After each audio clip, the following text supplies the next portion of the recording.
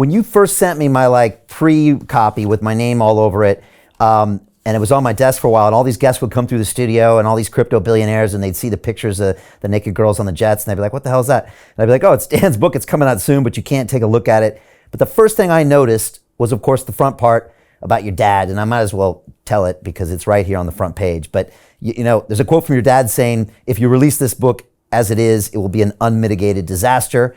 And then you say, of course, above that, for my father, thank you for diligently proofreading this book. Sorry I didn't take any of your suggestions. So the whole thing is prefaced by, okay, there's a father-son relationship here, which is one of the most fascinating relationships known to man. It's in the Bible. It's in a lot of my guests, to be honest, Dan. A lot of my mentors are like a father-son relationship, and people see this dynamic of, you know, an alpha male trying to bring a son up and a son resisting some things and doing some things. And so after you've written this book, how would you describe your relationship with your dad? I mean, obviously he was a pretty intense guy, a driven guy, I guess an alpha guy, but also very different than you. Yeah, extremely different. So I didn't get a ton of childhood interaction with him.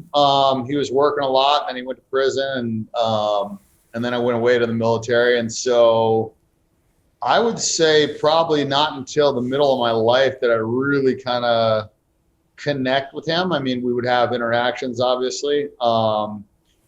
But yeah, we were just so different, like just so different. He didn't drink, he didn't party, he didn't chase girls. I mean, you read it, you know. I saw his relationship with Ernie as being so strange because Ernie was the guy that, you know, had the hot chicks and the fast cars and everything else. And my dad, he had the money, but he just didn't wear flashy clothes, drove shitty cars, wore a Casio. It was just, so I think I think a lot of times in your life, you want what you don't have, or those things seem appealing to you. And, you know, we didn't have any of the flashy stuff. So I guess when I made my own money and I went to go spend it, I spent it on all the things that he didn't spend it on.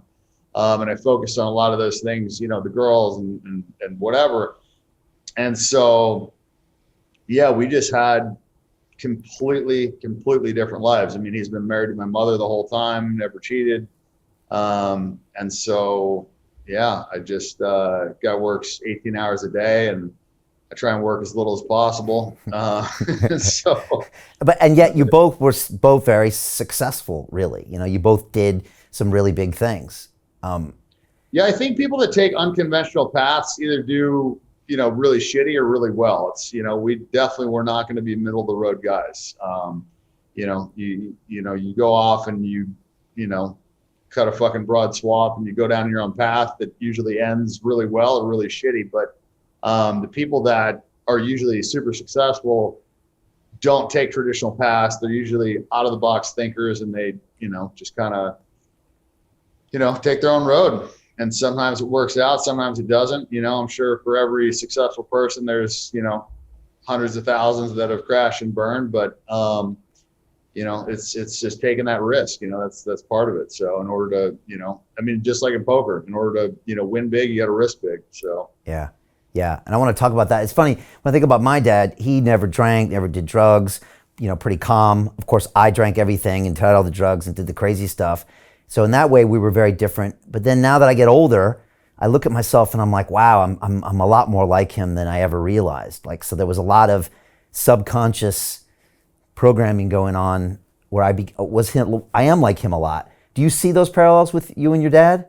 Hey, it's Brian Rose, founder of the DeFi Academy. I've told you my 4-week crypto bootcamp is amazing, but don't take my word for it. This is what my students are saying. The DeFi Academy was an amazing experience for me. It took me totally out of my comfort zone. In this course, I was challenged, I was held accountable, and pushed to do things that honestly weren't always easy. It's been phenomenal, and I can't believe we're already up on our 4 weeks. It has flown by. Going through this DeFi accelerator by far was one of the best courses I've taken. You do this course, you really get into the nitty-gritty of the activities that will make you comfortable with decentralized finance.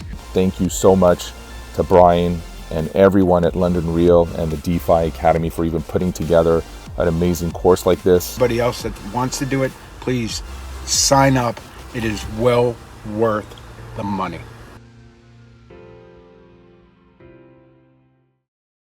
Yeah, I mean, there is definitely that subconscious programming. I mean, look, when you grow up, I mean, your dad is like the superhero usually, for people. And so whether or not you choose to acknowledge it or not, you take on some of those traits just because you look up to your dad. And so when you look up to somebody, a lot of times you try and emulate him, whether or not, it's consciously or unconsciously. So I would say my drive and my focus and my intensity, I would say are, really similar to him. I mean, obviously, there's a lot of differences, but I think there are some similarities as well. And I would say it's probably just the relentless pursuit of whatever it is that you're passionate about. For, me and my dad, it's, for him, it was work. It was doing the corporate takeover stuff. For me, it was pussy, money, whatever.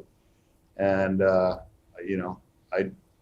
I did well at what I wanted to do well at. They weren't probably the most lofty goals, but they were my goals and I achieved them. So for better or for worse. Yeah, and both of you kind of no apologies for what you guys went after. And a couple key moments in the book I think are interesting. First of all, him going to jail, or the threat of going to jail, and then him going to jail, and then you kind of being a little bit outcast by friends in the neighborhood, and that kind of affected you. And then obviously, I think he sent you off to military school in like 8th grade. Obviously not a lot of contact with him as well. So those events seem to kind of shape who you were. And then of course, losing your virginity, and we'll get to that. But like, what do you remember about those aspects of your childhood as far as the perceptions of your dad and then growing up in those teenage years? Yeah, I just remember being really unhappy as a kid.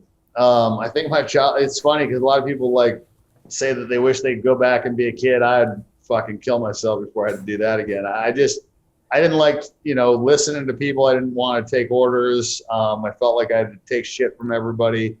As a kid, you don't really have a lot of freedoms. I love having freedom. Girls didn't like me. I mean, I like girls. I mean, everything that I wanted, I didn't have as a kid. I had, an indoor basketball court, but I don't give a fuck about basketball. I had a lot of things from the outside that people would be like, oh, damn, like you had a badass childhood. But the things that I cared about, I didn't have any of it. So, I wanted to be sought after by women. I wanted to have, flashy, cool shit. I wanted the fast cars. I wanted to be popular. I wanted all these things. And, I guess I ended up getting them, but not as a kid, that's for sure. And you were insecure and uncomfortable around girls. Yeah. I think most guys are, it's like anything in life. Until you have success at something, you're going to, not have confidence, right? Like, the first time you go out bow hunting, you're probably not going to be super confident, but after you've, shot 30 deer or, whatever it is that you want to do, free diving, snowboarding, whatever it is, when you first start something, it's pretty hard to be confident. So I don't know. I mean, I guess maybe like the guy that was super good looking and, girls were always coming after him, maybe he started off confident, but that wasn't me. So.